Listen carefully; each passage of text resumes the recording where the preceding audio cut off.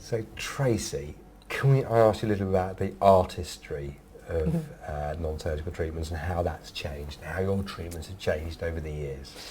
Yes, well, a lot. I mean, I'm sure you've seen this, Adrian. I mean, as I have been said before, I mean, the what we used to do was just literally chase lines and wrinkles. So Yes. we'd go along the nasolabial folds with fillers. We'd chase, you know, little bits and bobs and chase smile lines here, and that was all we could do then, because that's all the skill set that we had.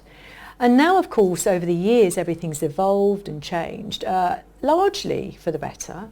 And that means that we are we're better educated as clinicians. We know about the way the facial fat pads deplete as we get older. We understand about bone resorption. We understand the way that the face physically, particularly in us girls, how the face physically shrinks. It's one of my patients called it the incredible shrinking head, but it's like that, the way that the thing, how we age, and we are now. Talk a little bit about the shrinking head concept. It's a great idea, isn't it? Yeah. I think again, us poor girls notice that so much. Do men not get it then? Well, not as much. I think it's the hormonal Right. changes. I mean, we do, Yes. but I think women notice it far more, and I think sadly, I think women are the ones that, you know, men always tend to look very good as they get greyer and older, and a few more lines and wrinkles. And I'm not being sexist in any way. This is what women tell me all the time. Yeah. You know, my husband looks great, and it's the perception people have that women should look fresh and youthful and lifted. So what happens as we age are numerous things, and certainly we get loss of bone, and I can even speak from my own experience. You know, I see a lot of patients, lovely faces, they're focusing on here, but actually their temples are so hollow, they look as if they've been staved in here, and they haven't even noticed that. You never see that on a young woman. No. So the bones, resorption occurs, particularly postmenopausally, everything gets you know, narrow, smaller. But what's interesting, Tracy, is they can age skeletons and skulls. They know how old they are. It's amazing. Yeah. It's incredible. So there's that, as we know, the fat pads deplete. Gum recession. Yes. People I had teeth from when I was younger, I had orthodont, and they whipped out all these teeth from the back of my, and you know, as I got older and older, you know, this started to happen. You've got lovely teeth now. Well, they're all right, but you know, I think, so ultimately I think that all those things over time have impact. Yeah. So before we wouldn't even see all of that. We'd see it, but we wouldn't know how to treat it. Yes. But I think with the way we inject particular fillers now, we inject deep, firstly on the bone to give that bony, so to beef up the support. At the bottom. Yeah, I talk about it as underpinning the house. Yes. So if you actually get all that structure more supported, you actually can make the face look very quickly much fresher, more youthful.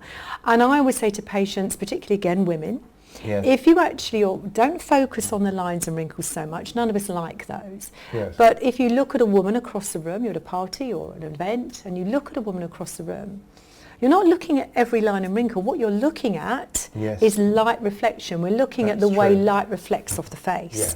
And the volume loss. And you can actually age someone, no matter how good they look. You know they're within a particular band of age. And that's to do with often the contouring of the face. So if you're very skillful as an injector, you can actually restore more youthful contours to reflect the light in a more youthful way. We can correct under eye hollows, as you know, Adrian, with fillers. And so we can do all kinds of strategic, clever things. We can put filler deep here to give more support and lift. We can extend the jawline and project the chin to elongate that area, which gets shorter as we get older, and that's why we get that. So there's some very clever things we can do that are highly artistic, but only normally very, very high-end, experienced injectors will be able to deliver. So you've got a real passion for it, haven't you? I'd rather.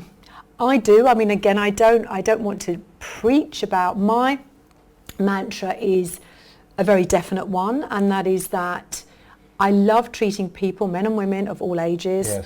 I love empowering people to look their best. But I'm not there to make cardboard cutouts of everyone looking all the same, with the same lips, with the same. That is not what I do.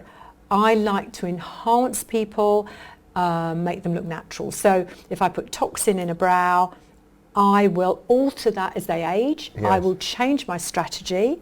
I will keep it a very natural, okay, lifted, but natural orientation. I mean, I have a 22-year-old daughter. Yes. She doesn't have eyebrows up here. No.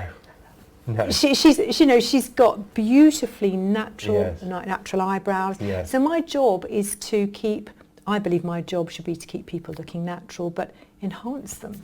So enhance them, slow the aging process, Yeah. and keep people guessing whether they... Has she or hasn't she? Has she? Yeah. I've got a phrase I use. It's hard to say sometimes, but I like to keep people in aesthetic suspended animation.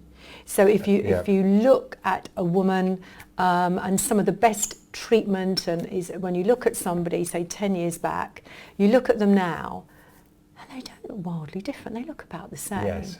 To me, that may be good genes, maybe good living, Yes. maybe all of that, but actually it's probably a lot of other stuff too, and it looks phenomenal. Yeah. And when you recognise it, and we Yes. recognise it more than Absolutely, most, yeah. because a lot of my patients will say, oh, so-and-so, she looks good because they think she's some sort of from another planet. Well, no, that's a mixture of things. Of all looking after yourself. Absolutely. Yeah. It's not just one thing. So Yeah. actually, if we can keep someone looking that good, Suspended animation. aesthetic suspended animation. So it's a really good one. And when you look back at your photos, do you get patients maybe 10 years ago who look better now? Yeah. Yes. Yes. And I will often do that because it's common to see women, let's say, presenting in their mid-40s, Yes. when they're beginning to see things definitely happening, Yes. which is fine, because I haven't left it too late then at all. But yes, we can often look back and say, well, look how you and yeah, I do that with patients, and some of them that I've seen for 15, 20 years. Well, of course, in that time they would have naturally aged, Yes, of course. but actually they look great, and Yes. that's really important, and that's why we know as doctors that it's important to take serial photography so we can actually look back Yeah. and reference back Yeah. at how people have. Yeah, it's really amazing. interesting looking back over the pictures. It really isn't is. Thank you very much, Tracy. In the next video, we're going to dive down a little bit more actually into specific areas and Tracy's top tips for different areas. But thank you very much for joining me, You're Tracy. welcome. Thank you, Adrian.